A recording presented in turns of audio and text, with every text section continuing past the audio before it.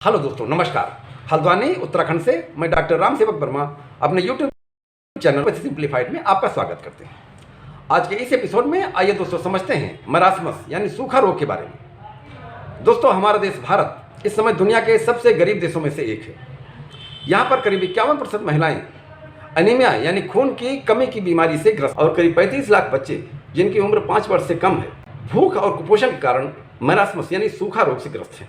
दोस्तों, मरासमस हमारे शरीर की वो स्थिति है जब भूख और कुपोषण के कारण खाना न मिलने का कारण शरीर सूखता चला जाता है और मरासमस के लक्षण प्रकट होने लगते हैं। दोस्तों, वैसे तो ये बीमारी किसी को किसी भी उम्र में हो सकती है, पर इसमें ज़्यादातर 5 वर्ष से कम उम्र के बच्चे बच्चियाँ अधिक प्रभावित होते हैं। मरासमस यानी सूखा रोग की बीमारी लाइफ थ्रेटनिंग हो सकती है यानी जानलेवा हो सकती है। ये परेशानी किसी को भी भूख और कुपोषण के कारण, जिसमें किसी को जरूरी पोषक तत्वों की कमी हो, कैल्शियम, प्रोटीन, कार्बोहाइड्रेट्स, मिनरल और विटामिन लंबे समय तक न मिलने के कारण सूखा रोग की स्थिति पैदा होती है। यदि समय पर इन मरीजों को भोजन या पोषक तत्व नहीं मिले तो तमाम तरह की संक्रामक बीमारियों का खतरा हो सकता है।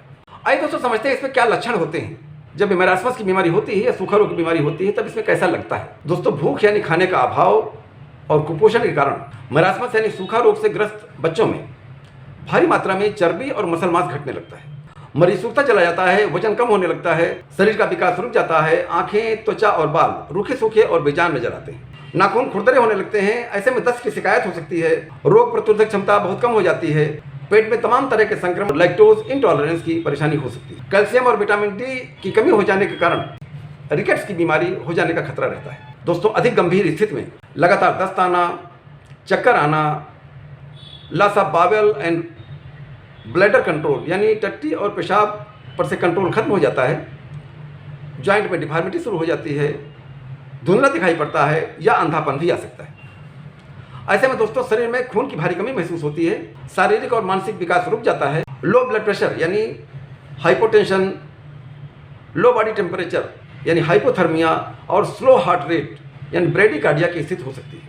मरासमस का बच्चा दिखने में बेहद थका, कमजोर और सुस्त लगता है। मरासमस यानी सूखा रोग से पीड़ित बच्चे चिड़चिड़े, शॉर्ट टेम्पर्ड तथा भोजन के अलावा हर चीज में अनइंटरेस्टेड होते हैं। ऐसे बच्चे शहरी क्षेत्र में प्रायः कम मिलते हैं, पर सुदूर क्षेत्रों में और आदिवासी क्षेत्रों में जहां भोजन की भारी कमी होती है, चिकित्सा सुविधाएं उपलब्ध नहीं होती हैं और प्रदूषित पानी पीने की मजबूरी होती है, वहां पर इस तरह के मरीज बहुत ऐसे पाए जाते हैं। इन बच्चों का वजन अपने स्वाभाविक वजन से 60% से ज़्यादा घट सकता है।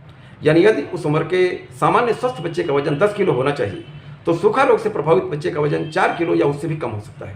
अधिक गंभीर स्थिति में बच्चे की मृत्यु भी हो सकती है। दोस्तों, ये लक्षण बच्चों की दूसरी बीमारी क्वाशोरकर में ही पाए जाते हैं। इस बीमारी में प्रोटीन की भारी कमी से शरीर में फ्लूइड रिटेंशन होने लगता है, यानी इसमें चेहरे पर सूजन रहती है और पेट भारी हो जाता है, शरीर के टखनों में सूजन रहती है और पूरा शरीर सूखा रहता है। सामान्यतः गाँव में इस कंडीशन को जिगर पड़ना कहा जाता है। दोस्तों, क्वाशोरकर के बारे में हम अपने अगले एपिसोड में बात करेंगे। आज के इस एपिसोड में चर्चा करते हैं मरासमस यानी सूखा रोग के बारे में। आइए दोस्तों समझते हैं कि इसके क्या कारण होते हैं, क्यों होता है सूखा रोग। दोस्तों, मरासमस यानी सूखा रोग का मुख्य कारण भूख, कुपोषण, गरीबी और भोजन का अभाव है। देश में खाद्यान्न की कोई कमी नहीं है, पर राजनीतिक इच्छा शक्ति न होने के कारण देश के तमाम क्षेत्रों में भोजन का अभाव रहता है, खाने की कमी रहती है। मरासमस के लिए कई तरह के रिस्क फैक्टर हैं। पहला रिस्क फैक्टर तो यही है कि पुअर डाइट। यदि छोटे बच्चों को समुचित आहार उचित मात्रा में नहीं मिलता है और ये लंबे समय तक ये क्रिया चलती है तो ये मरासमस को जन्म देती है। दोस्तों, ऐसे देश और प्रदेश जहाँ गरीबी के कारण भोजन का अभाव रहता है या जहाँ बार बार अकाल पड़ता है, बार बार दैवीय आपदा के कारण भोजन की कमी हो जाती है, ऐसे क्षेत्रों में मरासमस का खतरा ज़्यादा रहता है। Insufficient breast feeding.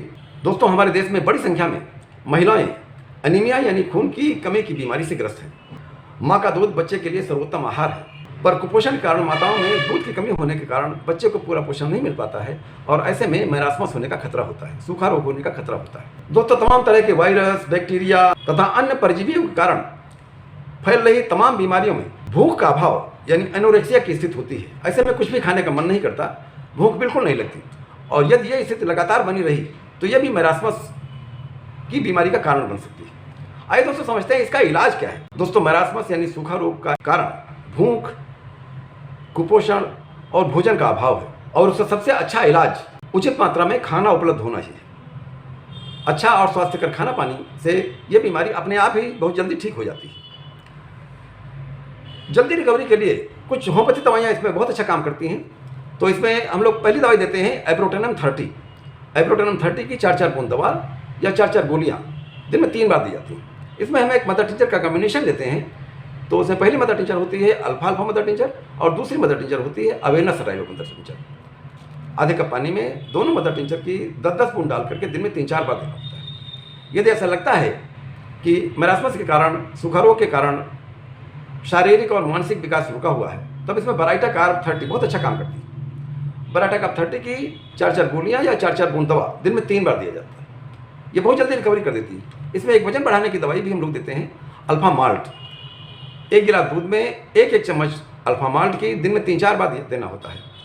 ये इसमें मरीज बहुत जल्दी रिकवर होने लगता है, वजन बढ़ने लगता है और मांसपेशियाँ फिर से ठीक होने लगती हैं और इस बीमारी से पूरी तरह से निजात मिल जाती है। तो दोस्तों, ये था मेरा वीडियो मैरास्मस यानी सूखा रोग के बारे में। यदि आपको अच्छा लगा हो तो प्लीज़ लाइक कीजिएगा, शेयर कीजिएगा और सब्सक्राइब कीजिएगा।